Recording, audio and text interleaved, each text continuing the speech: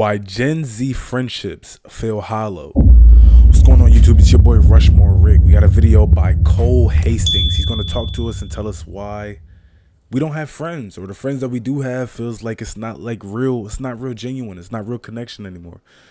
Let's tap in. Let's see what we got. If you were the only person left in the world, what would you do? Would you raid a bunch of luxury stores? You could, but what value do those designer bags hold if there's no one around to exchange them with? Or maybe you would explore the world, which is something with inherent value. That would be cool.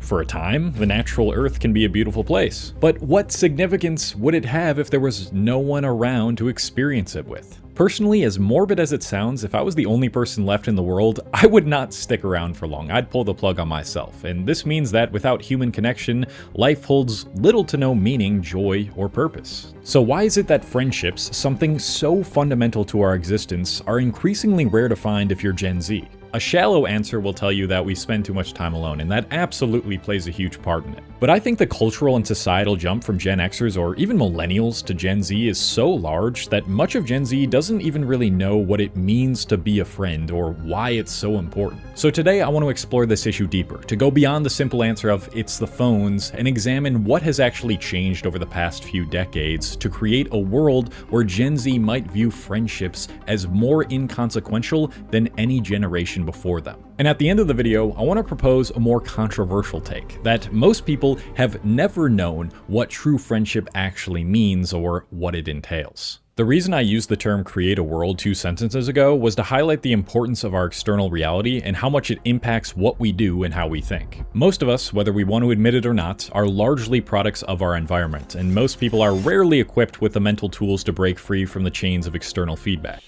And the beginning of his video made me think, right? And not mainly what he was saying, but what he was portraying in this video where he was like talking and showing the example. So if you think about it, I don't even want to address Gen Z. I just want to address like different stages of life. When you're in schooling, you know what I'm saying? Whether it be elementary, middle, high school, you're put in an environment amongst your peers where you kind of don't have a choice but to socialize, to build connections, to build friendships, to build acquaintances. You know what I'm saying? Even if you go to college too, I like to say college, especially college, because a lot of your success in college kind of depends on connections and I'm saying meeting people and establishing like networks and networking with others. But to me, it feels like outside of that, in the regular everyday life, if the only places that you can really go to establish connections, to form bonds with people, is at work. And not everybody that you work with or work beside is going to be your cup of tea. You know what I'm saying? Not everybody that you interact with at your job is going to be somebody that you even want to consider a friend. So it kind of does make it hard in that aspect, that a lot of, for the sake of the video, Gen Zers, they don't understand the true value of friendship, because there's not really an opportunity to build something on a solid foundation like that we once had with high school, like with in college and middle school, where you're seeing the same people every day and you're growing and learning that person. You know what I'm saying? And in today's society, everybody is keeping each other at a distance. And it's weird because he said it's more complex than the phone. When reality, I don't think it is. The phone is something that was created that is very harmful because it makes us all feel connected in a sense, to the point where you're so connected with everybody all over the place digitally. There's no need. There's no yearning for connection, because you think that you have it. The fact that you can go look up anybody on Instagram and watch their story and see how their day went, and see this and see that, and see how they think and see where they travel to. You can see anything about anybody at any point in time, and that kind of replaces that thing in your mind that, how can you say that? That replaces that thing in your mind that makes you know that you're connected to somebody, or it makes you feel like you're connected to somebody. Like your brain doesn't know the difference. The whole time you're watching this person's story, and they're talking to their camera, and they're talking to their camera about their day at their local coffee shop. Your brain may think, oh, you're having a conversation. You're talking to somebody. You're forming a bond. Your brain doesn't know the difference. But in reality, you're missing out on a real genuine human connection, because it's not real. It's digital. You're listening to a person talk to you through a phone screen, and you can't reply back. It's not the real thing. And I feel it's like that's why friendships nowadays are lackluster, and not even friendships. Humans in general are lackluster. They're afraid to communicate in public. Everybody walks around with their fucking head down, whether it's their head is down looking at the ground because they're afraid to make eye contact, or their fucking head is buried in a phone screen. Real connection doesn't even feel like legal anymore. Like, it's weird. So if we no longer live in a society that encourages the pursuit and maintenance of long-lasting friendships, it becomes far more difficult to socialize in any meaningful way. For friendships to form and endure, certain foundational conditions must exist within the broader culture itself, and I've identified 5 systemic foundations that make friendship far more likely to occur. The first of these is repeated, unstructured proximity. Friendship historically formed through seeing the same people over and See, look, I don't just be talking shit. Sometimes I do, sometimes I don't. But look, he just proved my point. When I say these friendships, these authentic, real friendships were built in schools, middle school, elementary, high school, college, because you were around these people every day. You had no choice but to learn them. You know what I'm saying? You can't choose who's in your homeroom. Like, you can choose who you follow on your Instagram or your TikTok, or choose who pops up on your algorithm. No, you cannot choose these things. So you had no choice but to learn and adapt to your surroundings and the people in your surroundings that you see every day. That's how you grow genuine, you know what I'm saying, genuine connections, genuine friendships, genuine acquaintances, people that you can trust. You see them every single day. You learn their tendencies, you learn their habits, you learn them, and they're learning you. It's nothing more realer than that.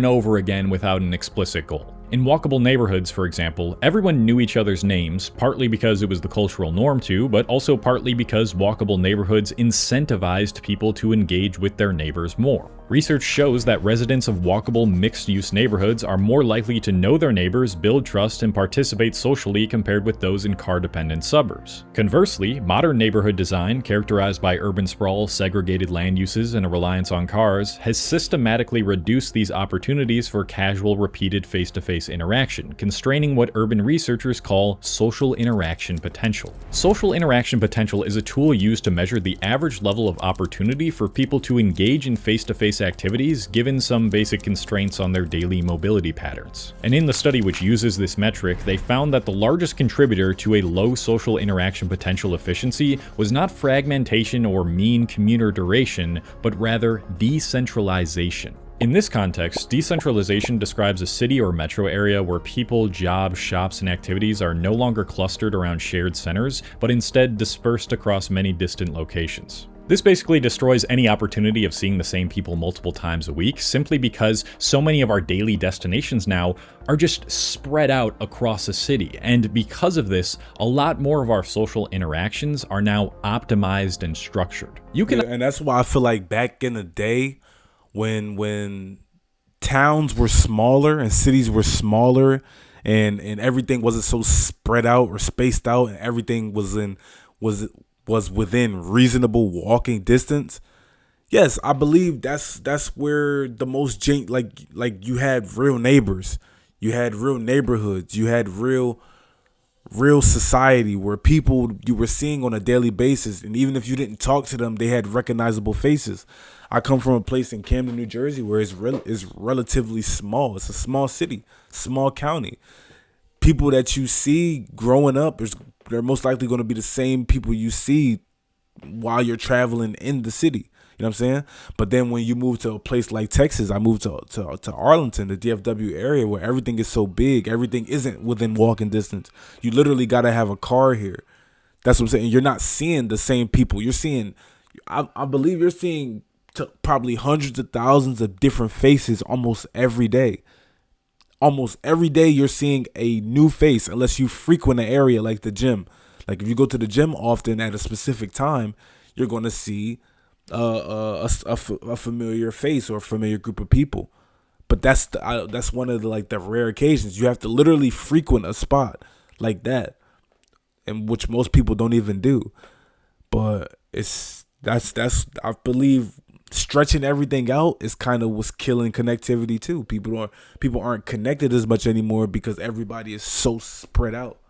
Not expect to run into the same person repeatedly through your weekly routine, especially if you're not in school. Instead, you have to set up a date and time, and this time has to have a very rigid structure because our cultural values revolve around productivity, and this makes the whole thing feel like a project, with the project being you and why this person should care about spending time with you. But more on that cultural shift later, because now we're going to talk about the second foundational condition that incentivizes friendships: low-stakes social environments. The first foundation naturally implies this second one. If unstructured proximity is the primary source of friendship, it also means that the stakes are low. There's no tangible goal in mind in a low-stakes social environment. You go there, you have some spontaneous conversation, and there's no pressure to reach a certain goal by a certain time or impress others. At least, not consciously. I'm sure most of you are aware of the term third places by now, so I'm not going to spend too much time explaining it, but these are places like cafes, bars, parks, barbershops, and public squares people will pop in and out of unscheduled just to discuss daily life and exchange ideas, which have become increasingly rare to find in the modern age. Conversely, today's social environments, particularly online, are structured around self-presentation rather than spontaneous interaction. Research indicates that people adjust their behavior on social platforms depending on audience size and composition, engaging in heightened impression management that undermines authenticity. Additionally, social media decreases authenticity and increases self-censorship through a phenomenon known as context collapse. Context collapse is a term that arose out of the study of social media and the internet, which can be loosely defined as the flattening of multiple audiences into a single context. It's much more common in our social media landscape because most platforms restrict users from specifically identifying and determining their audience. For example, if I make a tweet, I cannot choose to only show that to specific people in my audience. It's possible that that tweet gets shown to people who are non-followers, and those non-followers retweet it, and it gets shown to their audience. This means that my content could reach a completely different set of people than intended. And because we're all cognizant of this, we're constantly asking ourselves, what might others perceive about this? Like, is my aunt or uncle gonna see this and then that's gonna think, oh, this isn't this person, he feels weird online, and what should I do? How should I act? Over time, the habit of watching oneself and anticipating backlash makes simply showing up feel emotionally taxing, like something we need to monitor at all times, so we consistently walk on eggshells. This is starkly contrasted with third places because while we all self-monitor and care how we are perceived to some extent, we don't have to worry about whether the things that we say are going to be heard or seen by thousands of people. Of course. And see, and I think, yeah, I agree with that because it's like media perception has become like the main priority perception that people prioritize. Like, did that make sense? Like media perception, like everybody cares about how they look on Instagram, how they look on TikTok, how they look on X, Twitter, or however you want to name it. Everybody cares about how the world portrays them. Everybody wants to look perfect. Everybody wants to look like a social media darling. And what's scary about that is the authenticity behind it is never the irony behind it is never authentic. I feel as though if you don't meet nobody in real life, but you meet them on the internet or you meet them online, and that's your only form of communicating with that person, that's your only form of like accessing that person is through online, I feel as though you'll never truly know them because nobody ever portrays their true 100% authentic self through social media. It's always you're going to hide something. You're going to cover up something. And I'm not saying it has to be something major. It could be something minimal. You know what I'm saying? You could love dogs, but have an audience of people that you know don't love dogs, so you hide the fact that you love dogs. You know what I'm saying? Something as minimal or stupid as that. But it's like nobody is 100% them true selves online. Everybody's just showing a portion of themselves that they want the world to see. And that's not true authenticity when it comes to, you know what I'm saying, knowing a person, learning a person. You can't do that. If you're around a person every day, that person can lie and hide that shit for a week, maybe 2 weeks, maybe 3 weeks, maybe 4, maybe a month, maybe 2. But there's going to come a point in time where their true self is slowly just leaking out and leaking out and leaking out, and then a person that is around them can see. They can see that all right, this is not real. You can't keep this up for long. Your real you is starting to show. Your real you is coming out slowly but surely, but gradually.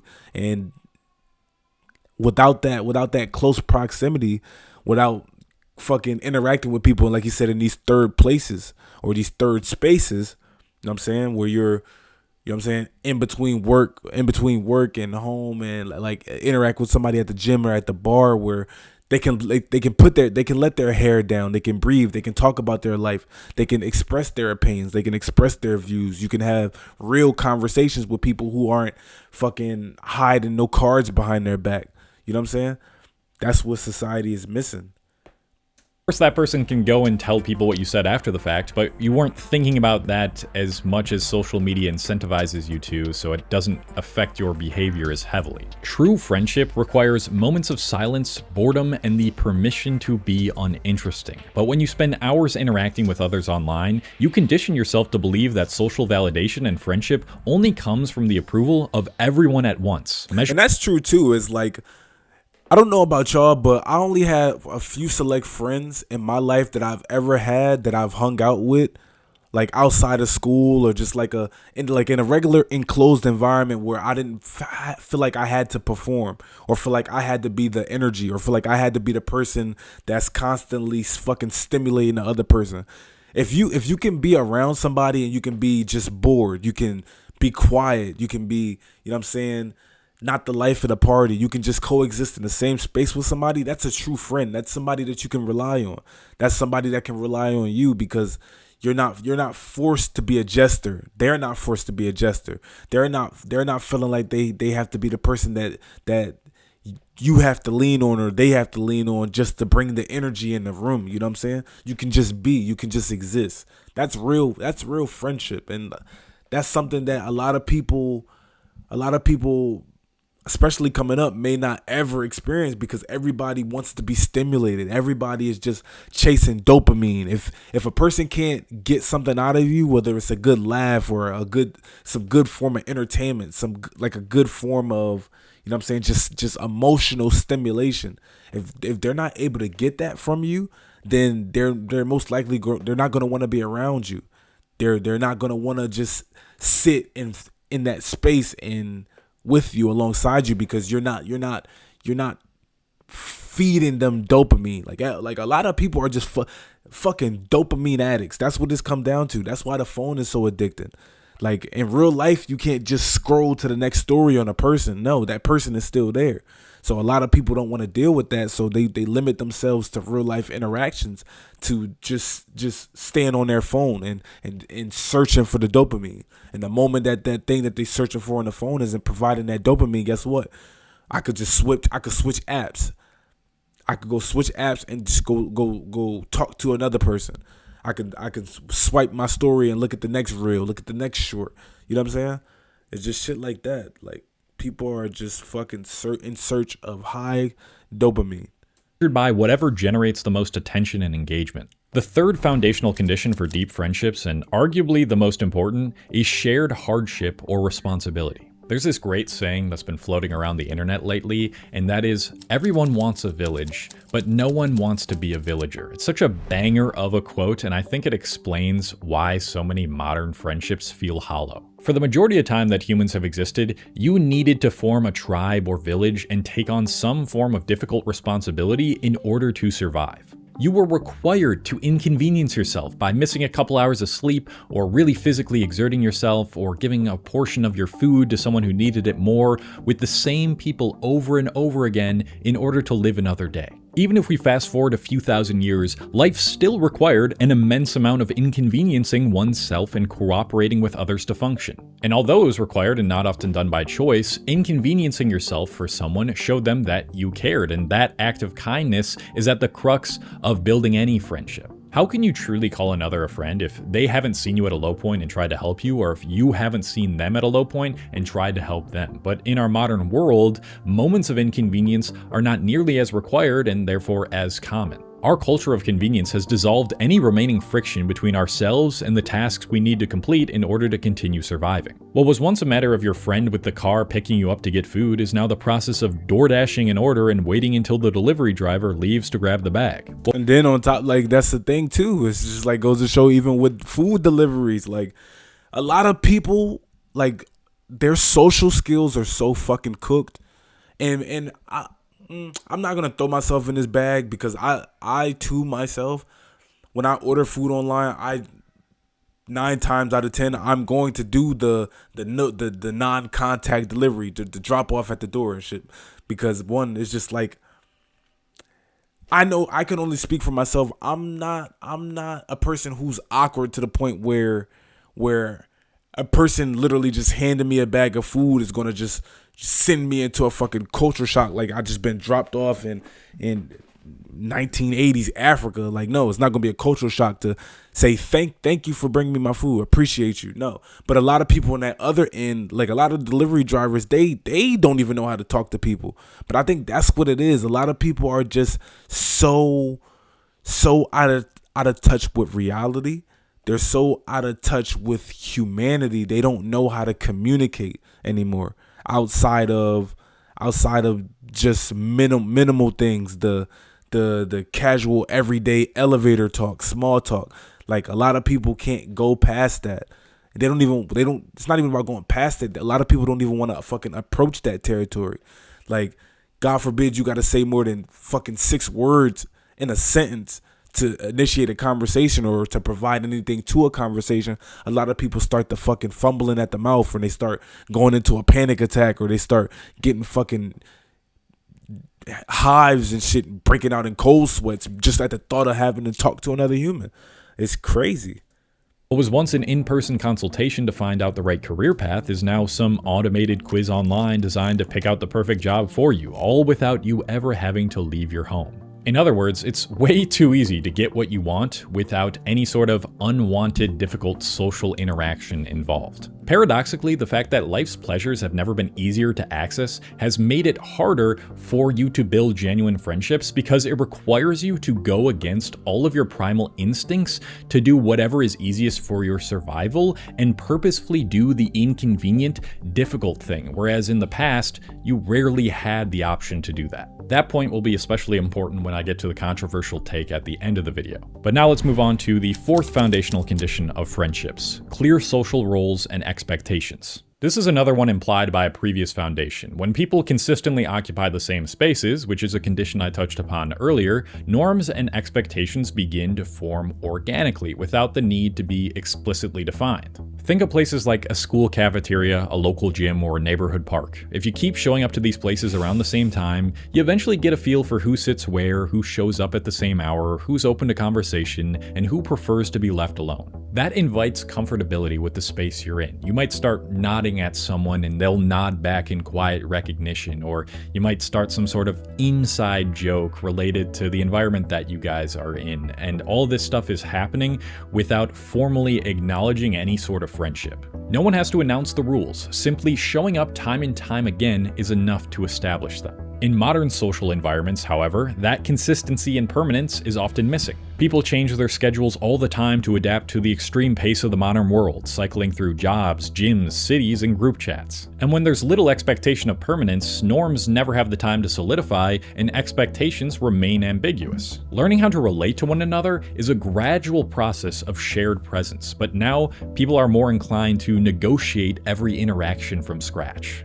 We'll ask questions like, is this person open to talking? Am I overstepping it? Am I being weird? Because there's no longer a stable social script to fall back on, and no assurance that the relationship will even exist long enough for those questions to resolve themselves. What has only exacerbated this condition for Gen Z is a phrase that I heard recently, which is called advice inflation. It is insane how much advice now exists for how to make friends and how to be socially magnetic. If you're constantly consuming information about making friends, and that advice regularly contradicts itself, as it seems to do on the internet, then every time you're in a social situation, you're gonna overanalyze what's working and what isn't, whether you've said the right thing or not, whether this person really even likes you, and you will therefore over-optimize all of your behaviors to the point where you, ironically, become socially inept. And that's what I call information overload.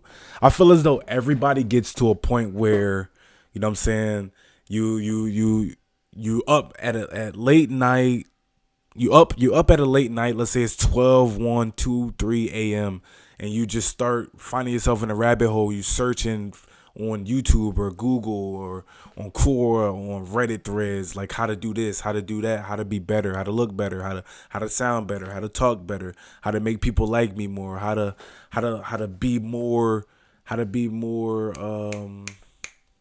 the life of the party and communication or whatever. Like y'all get the gist of what I'm saying, but it's like you find yourself just intaking so much information, and like you said, a lot of the information can contradict itself. A lot of it can be different or apply to different people, or all this information is just going to send your brain into information overload. And then a lot of it is just like, damn, you get to the point where you've done so much research, or you've taken in so much information to the point where it's like, damn, I don't even want to apply it. And that's where you really fuck yourself too. A lot of these people are just they're getting all this advice and bringing in all this information mentally, but they're not even putting it to use. They're not doing nothing with the information. So they just got a whole bunch of shit running through their brain, and they're just constantly thinking about an everyday social interactions, if they even find themselves in one. No, I don't think that's the answer. I think the real answer is going out and doing it yourself. That's one thing I'm learning, right? You can't it's cool to take advice from people. It's cool to listen to other people's experiences and take their experience with a grain of salt, obviously. But I think the best teacher is experience. And what better way to experience than by you just going out and doing it yourself, talking to people yourself, stepping in a place yourself, learning these things yourself, so you can teach yourself, so that you can be the person that gives yourself advice of, okay, I made this mistake here, so the next time I do that, let me try this, let me try that, let me do it this way, let me handle this situation this way. It's just like he said, it's a whole bunch of just fucking system overload, where you bringing in so much that you don't know what to do with the amount of information that you bringing in. It's just coursing through your brains, making you just unnecessarily think more than you have to. It's like the improver meme, except if you framed it in the form of someone who tries to improve their social skills as hard as possible. And this anxiety and paranoia is not just created by the amount of content we consume, but also because of the fifth and final foundational condition that incentivizes real friendships, a culture that values depth over optionality. I'm gonna be honest, humans generally like one another, but we can also get pretty sick of each other pretty damn quickly. And since this is the case, we often feel like we need a reward for developing high-depth friendships. In the past, commitment to a singular person or group was heavily rewarded. Communities and civic groups provided a stable social structure in which investing deeply in a small number of relationships had clear benefits for social capital, mutual support, and identity. You contrast that with today, with our abundance of options and convenience, and it's no wonder why more people feel less of an incentive to invest in relationships. We now have the choice between loads of friends because of how much more exposure we have to people, often at the expense of how much depth is in that exposure, such as social media, DMs, or parasocial relationships. And you know what the funny part is? Maximizing friendships with a myriad of different choices actually makes us more miserable and less content. Studies on friendship selection have shown that maximizing behavior, the tendency to seek the best choice among many options, is associated with lower satisfaction, greater regret, and negative effect when selecting friends. In other words, when people treat friendship like a marketplace of alternatives, the psychological payoff to committing to just one relationship declines. But modern society— and look, with this swipe, because I like to call it swipe culture. Like everybody has everybody within arm's reach. Like I said, everybody's hiding their true intentions. Everybody's hiding, like nobody's like 100% real and authentic in terms of these friendships. You know what I'm saying? Everybody feel as though they can just choose. You can choose who your friends are. You know what I'm saying? Like what is that saying? It's like you could choose your friends, but you can't choose family or some stupid shit like that. When in reality, that's not true. You know what I'm saying? And my whole thing is a lot of your best friends, potentially your closest friends, potentially are not people that you just hand pick. It's people that you find yourself around, people that you find yourself, you know what I'm saying, sharing the same experiences with, going through the same things with, and you have that relatability. You have that, you know what I'm saying, that something in common with somebody else, where not where is the, oh, this guy looks like he would be a good friend, let me pick him. And then you talk to him and you realize, oh, this nigga is nothing like what I thought he would be. Well, on to the next. Swipe culture. That's why real friendships are failing. You can't make a friend that way. You can't treat another human as just a option or another possibility. It's just like it will never work that way. Never. It incentivizes, or it rarely works that way, us to think this way because our time always has to be productive and filled with means to ends, and social media promotes this don't settle for less mentality, so we instinctively treat friendship the same way, as a thing that needs to be optimized for the most amount of pleasure to our own lives. So now you have a pretty thorough understanding of what's pushed Gen Z to be completely clueless regarding friendship. The ideas surrounding friendship and the subsequent formation of it is largely dependent on external social factors and cultural values, and the factors and values that used to incentivize friendship have eroded in the past few decades. Though that is the case, I don't want to leave Gen Z in a helpless state, blaming it all on systemic issues they can't control. Despite all the forces that have worked against us and conditioned us to pursue shallower friendships, there are still so many great ways to build lasting friendships that enhance the meaning of life. 100%. 100%. And I don't feel like it's just up to one person to explain that. I don't even think it's as complex as, honestly, as what he's making it out to be. That's just me. I don't think it's that complex. The proof is in the pudding. The proof is in where society has taken us. Fucking put the cell phone down. You gotta put things down and place yourself in the forefront of the environment. You know what I'm saying? You gotta go out. You can't be afraid. Like a lot of this shit comes down to people are afraid of making connections because they're afraid of what the other person may think. They're afraid that the other person may not accept them. They're afraid that the other person may judge them. They're afraid of the social consequences if the interaction fails, when in reality you can't live your life in fear. Not everybody's gonna like you. Not everybody's gonna like everything that you have to say. But I feel as though if you're being yourself, if you're being your true authentic self, and you're not, you know what I'm saying, you're not faking it to make it. Like if people don't like you for you, then it's cool. That means they're not meant to like you. It's not like they don't like this fake persona you putting on, because if they don't like the persona, then how do you know if they even like the real you? And if they do like the persona, that don't mean they like you. They just like the person that you put in. They like the face that you're showing. They like the face that you're putting on display for the world to see. That's not real. So I feel as though it's simple, Gen Z. It's simple. It's simple for us. Put the phone down. Put your shoes on, put your big boy shoes on, put your big girl shoes on, and go out into the world and start really living, start really, you know what I'm saying, making these connections, not being afraid to be vulnerable with the world. That's what's going on. It's your boy RushMoreRick. If you like the video, make sure you like, comment, subscribe. We got more stuff to react to, so we're right here.